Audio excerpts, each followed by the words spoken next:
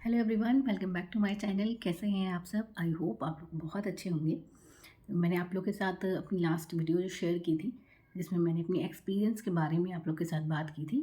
आप लोगों को वो वीडियो पसंद आई है। काफ़ी बच्चों ने मुझे मैसेज भी किया था उस वीडियो को रिगार्डिंग, उसके लिए थैंक यू सो मच।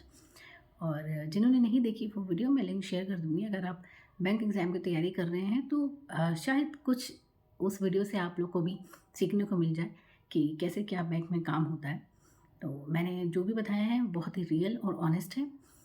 कुछ भी बढ़ा चढ़ा कर या ऐसा नहीं बताया है। मैं वैसे भी अपनी वीडियो में ऐसा कुछ नहीं बताती हूँ, जो भी रियल होता है मैं वही आप लोगों के साथ शेयर करती हूँ। तो आप वीडियो देखिएगा ज़रूर। आज जो हम बात करेंगे वो एक ऐसा टॉपिक है जो हर बच्चे के मन में आता है।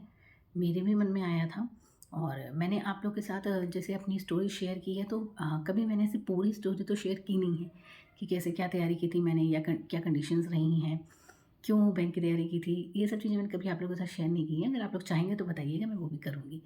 तो जो एक टॉपिक, एक क्वेश्चन सबके मन में आता है कि क्या सिर्फ़ सेल्फ़ स्टडी से हम बैंक एग्ज़ाम की तैयारी कर सकते हैं?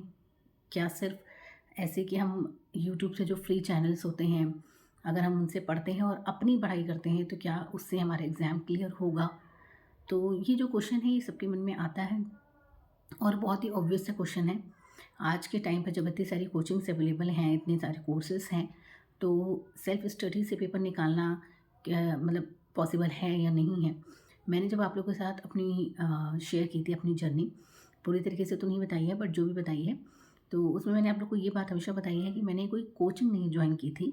आप कह सकते हैं टाइम नहीं था कह लीजिए, या कुछ भी। कई बच्चों की फाइनेंशियल कंडीशन नहीं होती है और कई लोग के पास टाइम नहीं होता है, काम कर रहे होते हैं, कुछ वर्किंग होते हैं, ट्यूशन वगैरह पढ़ा रहे होते हैं, तो उतना टाइम नहीं मिलता कि आप प्रॉपर कोर्स उस तरीके से कर पाओ। तो मेरे पास टाइम नहीं था, मैंने सेल्फ स्टडी ही की है। मैंने कुछ ऐसा कोर्स नहीं जॉइन किया। सेल्फ स्टडी का मतलब ये नहीं है कि आप कोर्स, देखिए आप कोर्स भी जॉइन करेंगे तो पढ़ाई तो करेंगे ही ना खुद से। सेल्फ स्टडी तो वो भी है, बट अगर हम इसकी बात करें कि हाँ, जो यूट्यूब के जैसे फ्री कोर्सेस हैं, फ्री वीडियोज़ हैं, उससे पढ़कर और पेड वीडियो से पढ़कर दोनों में क्या डिफ़रेंस होता है और एग्ज़ाम निकल सकता है कि नहीं निकल सकता है, तो उसकी मैं बात करूँ तो मैंने जितनी भी फ्री क्लासेस हैं वहीं ली थी। मैं पहले भी आप लोग को बता चुकी हूँ। मॉक टेस्ट मैंने जॉइन किया था, क्योंकि मॉक टेस्ट तो देना होता है तो जॉइन करना पड़ेगा। मॉक टेस्ट मैंने जॉइन किया था और मैं शेयर भी कर चुकी हूँ आप लोगों के साथ बहुत बार कि कौन सा मॉक टेस्ट अच्छा होता है, कौन सा नहीं होता है, सब कुछ मेरे चैनल पे अवेलेबल है। हाँ, सेल्फ स्टडी में ये होता है कि आप यूट्यूब से देखते ही आप वीडियोस हर चीज़ की अवेलेबल है। क्वांट हो, reasoning, English, computer, Hindi, maths, कुछ भी मतलब कंप्यूटर आपको पता ही है, मैं पहले भी बता चुकी हूँ कहाँ से पढ़ना है, कैसे पढ़ना है। बुक से भी पढ़ सकते हो। इसके अलावा जिन बच्चों ने कोर्स ज्वाइन कर रखा है, देखिए, मैं ये कभी नहीं कहती हूँ कि कोर्स जॉइन करना गलत है या सेल्फ स्टडी करना गलत है। मैं सिर्फ़ ये बता रही हूँ कि जैसे एक मिथ भी होता है कि हाँ, अगर आप खुद से पढ़ रहे हो, फ्री चैनल से पढ़ रहे हो तो आपका सिलेक्शन नहीं होगा। ऐसा नहीं है। देखिए, मेरा भी हुआ है, ठीक है? तो ऐसा नहीं है कि अगर आप खुद से पढ़ रहे हैं, आपने कोई कोर्स जॉइन नहीं कर रखा है तो आपका सिलेक्शन नहीं होगा। अगर आप कोर्स ज्वाइन करते हैं, तो भी मेहनत तो आपको करनी है ना। कोई भी टीचर अगर आपको पढ़ा रहा है, तो वो तो पढ़ा के चला जाएगा। उसके बाद आपने कितनी मेहनत की, क्या प्रैक्टिस की, वो तो आप पे डिपेंड करता है। फिर कई बार हम लोग क्या करते हैं कि कोर्सेज़ को भी कहते हैं कि नहीं, इस कोर्स को नहीं जॉइन करो, ये बेकार है, इससे सिलेक्शन नहीं होता। कोई कोर्स बेकार नहीं होता, सेल्फ स्टडी बेकार नहीं होती। मेन होता है कि आप कैसे पढ़ रहे हो, ये आप पे ही डिपेंड करेगा। ठीक है? मैं जब पढ़ती थी, मैंने फ्री ही पढ़ा था, यूट्यूब से पढ़ा था और तब इतने सारे चैनल भी नहीं थे जितने अब हैं, तो उससे मैं पढ़ती थी। बट इसका मतलब ये नहीं था कि सिर्फ़ मैंने वही पढ़ा, मैंने इसके अलावा भी बहुत मेहनत की है।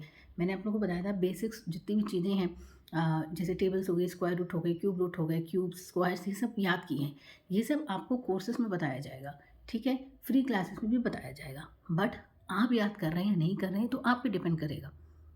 समझ रहे हैं ना मेरी बात?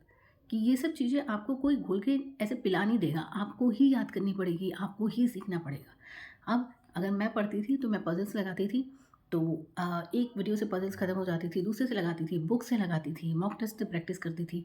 तो वो मैं खुद करती थी ना, मुझे था कि मुझे सिलेक्शन चाहिए, तो मुझे मुझे करना पड़ेगा। कोई और आके मेरे लिए नहीं पज़ल लगा देगा, मुझे ही लगानी पड़ेगी ना।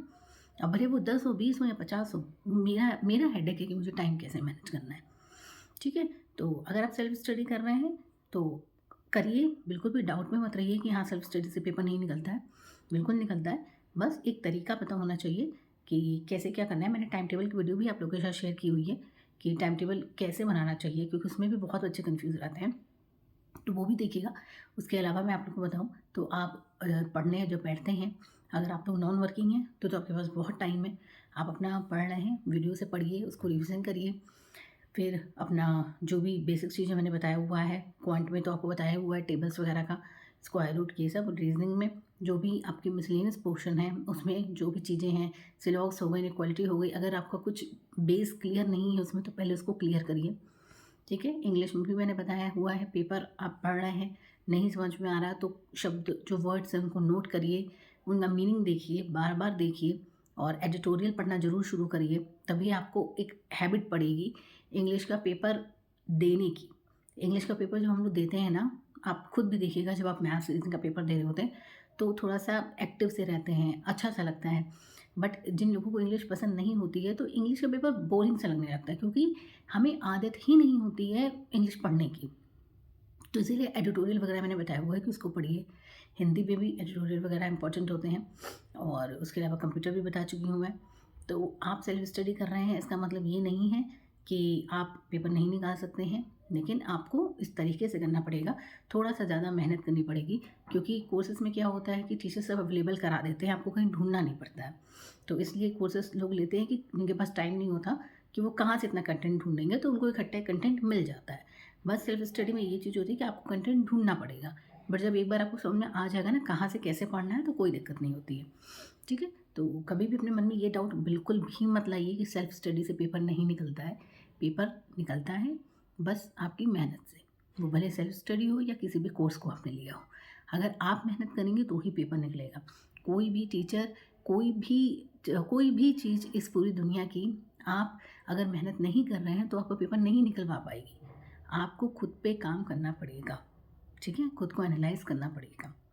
तो इसी तरह से आप पढ़ते रहिए, और कोई भी डाउट हो तो मुझे मैसेज ज़रूर करिएगा। इंस्टा पे भी कर सकते हैं, यूट्यूब पे भी कर सकते हैं, और आगे आने वाले टाइम पे भी और वीडियोज़ आएँगी। मैं बाकी वीडियोज़ की लिंक भी इसी वीडियो में प्रोवाइड कर दूँगी, आप लोग देखिएगा ज़रूर। बाकी चैनल को सब्सक्राइब करिए, वीडियो को लाइक करिए, शेयर करिए, और सपोर्ट करिए मुझे आगे बढ़ने के लिए। बेल आइकन को प्रेस करना ना भूलिएगा ताकि मेरी वीडियो आपको टाइम से मिल सके। Thank you so much.